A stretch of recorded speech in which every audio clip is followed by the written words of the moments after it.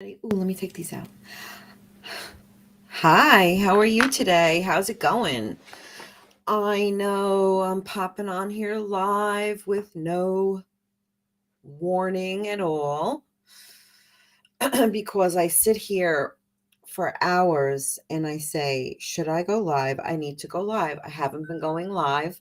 Why am I not going live? I don't understand why I'm not doing this. What's happening? So I wanted to talk today about intentions and what they really mean and what are we doing with them and how does it affect our life, because I had every intention yesterday to go get my grandkids, take them to lunch, and then come back and do some work. And my intentions were disrupted by life because life got in the way. My car broke down. I couldn't go get them. I had to walk home. My whole day changed. So I wasn't able to complete any of my intentions I had for the day. And what's happening now, since I've recovered, is I'm having a really hard time getting back into the swing of things. It's really hard when you um, get off of the track that you had set. You had set a plan, you had set a track, but you were going for the long shot. However, in the meantime, you forgot to look right here and right now and didn't see the cracks in the sidewalk or the raised um, sidewalk edges or the curb or something else, and you slammed right. You didn't see that, so it disrupted your long goal, your intentions. So I have these intentions that I want the Kitchen and Bath Design Academy to be so fabulous. And I want to bring all this wonderful information to everybody that I know is so important. And it's my direction and my plan to educate and show everybody what I know, share what I know. And I got to tell you, this little thing up here with the counter that shows you the people that are watching is something we're going to put a piece of black tape over, because what that does is it disrails my mind and I get distracted. So my intentions for my webinar or my live video now are now disrupted because of an outside force. So I don't want to see who's watching me. I don't want to see how many number of people are watching me, because we all worry that no one's going to be watching us. No one's going to listen to what we're going to say. Or maybe everyone's going to be watching to us and everyone is going to be listening to what we say. And the nerves and our head and our insides get in the way. So how do we get our heads and minds and everything out of the way so that we can focus on our intentions? And how do we not let life's interjections daily in our lives stop us from our focusing on our intentions? It takes a lot of work and it's a lot of effort. And if you think that you're the only one who struggles with that, well, I got news for you. We all struggle for it. No matter how successful you think someone is or how unsuccessful you think they are, we're all struggling in our own way. And if we can just humanize ourselves, give ourselves a break, and let us understand that we need to go with the flow, because our intentions are good, but they're not the only thing that drives us in our lives and in our career and in our path for how we live. So I thought about the intentions and the intentions that I have for the Kitchen and Bath Design Academy, to educate, to show designers how to design, why we design what we design, what are the clearances, what are the heights, what should you be looking for. It's not just pretty materials, but what are they, how do they wear, what's the durability, and all these other things that encompass kitchen and bath design. There's so much information. So my intentions are to grow the company, to grow my academy, to grow my followers. But life keeps getting in the way and it keeps coming along and disrupting my path forward. So it's kind of like those cars that come passing through the red light that you didn't see coming. It happens all day long. There's traffic all day long in one way or another, but it interrupts our intentions. I got stuck. My day was shot. I have a sty in my eye. I have a headache. I feel tired. Allergy season is here. It's hard getting focused on my intentions. So what I did was I wrote down my list, and I haven't been writing down my list. For the longest time, I haven't been writing it down because I can't get focused on my intentions. So I said, Allison, I'm having a hard time getting back into the swing of things. I was down for the count for almost 2 years. And to be honest, it's hard getting back in there. And I struggle every day. So I know that you all struggle every day in your own business in some way, form, or the other. Sometimes bigger, sometimes less, sometimes whatever. But I decided to write down my intentions of what I need to do. You could call it your list of things to do, or it could be my intentions for my business. What do I want to do? And what I did was I started to cross them off as I got them done.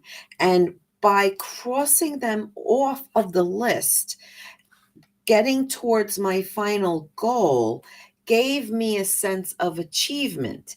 And that sense of achievement helps me to keep focused on my intention and my end goal for the future, even though I keep getting interrupted. So my list keeps me focused. Maybe you might have a mood board.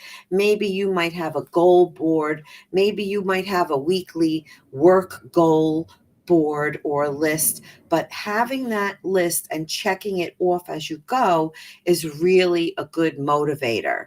Kind of like how that, I think it's Dave Ramsey, the money guy, and he says to take your debts and you take it from the lowest amount to the highest amount, and you focus on one thing and you pay that off, the lowest one. And as you cross off the thing from your list or from your highest debt or from your worst thing that you need to do, you absolutely feel better. I think it has to do with the pen and the act of actually crossing it off, whether it's if you're used to digital and you're clicking it on a digital marker, but you're seeing progress of things going down, which is keeping you focused on your intentions that you have for your future, for your day, for your business, for your life, whatever.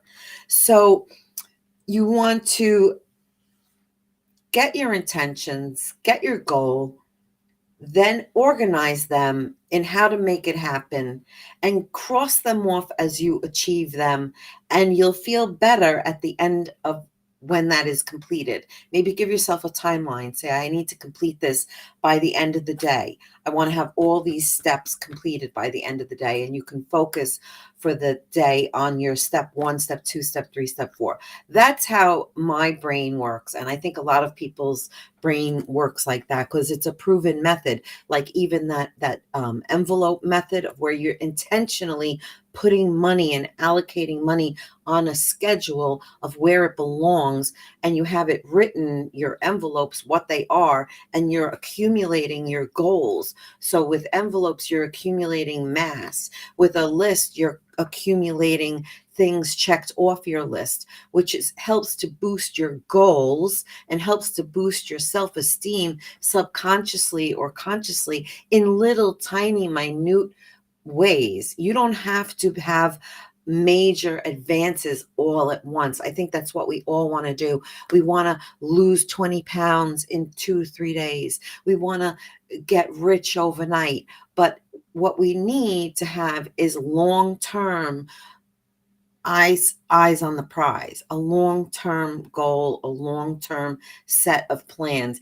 And even if your long term is just a week and you're having trouble getting started and organizing, just make one little intentionally doing something, one small goal that you can check off, and writing it down and checking it off. Perhaps you want to do 10 sit-ups every day. It might make it better if you check off your schedule every day that you did 10 sit-ups, you did 10 push-ups, and you would feel better that you completed your tasks. And by feeling better that you completed your tasks, you're feeling better as a person, you're feeling more uplifted and able to continue forward for the next day. Because no matter what anyone says, no matter what anyone does, we all are struggling through something. So whether it's big, little, small, high, medium, low, it's always something. My thing is following through and completing my tasks of building the Kitchen and Bath Design Academy. And what got me thinking about that was the intentions. Now, my intention, it was nice out. And this has nothing to do with business. It was these are personal goals. You have to have personal intentions also. If you want to be friends with somebody, you have to intentionally reach out to that person to become friends with them, because they might not always be thinking of you. But if you sit back and go, well, I don't know if they want to talk to me, and I don't know if they're going to remember me, then nothing's going to happen. But if you intentionally reach out to that person, then something is going to happen, because for every action, there's a reaction. So I intentionally felt like I want to play golf. So how do I make myself play golf? I don't want to go by myself to the golfing range. I don't want to just show up and say, can I join you? I'd rather go with a group of friends of mine, because it is a social thing as much as it is an emotional thing. So I have friends that might not be friends with me if I didn't intentionally seek them out, because I enjoyed their company and we have things in common, and perhaps they're available. Are they my best friends? No. Would I confide my deepest, darkest secrets to them? No.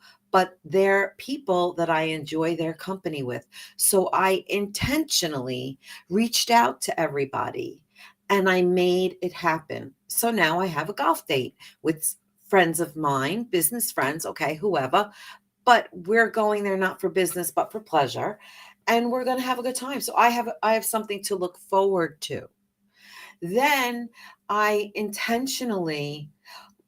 like to be with people. I like to entertain. I do too much of working by myself. So I don't want to sit here by myself all the time, and me and my husband, me and my husband, me and my husband and my grandkids, me and my husband, me and my husband, me and my husband, grandkids.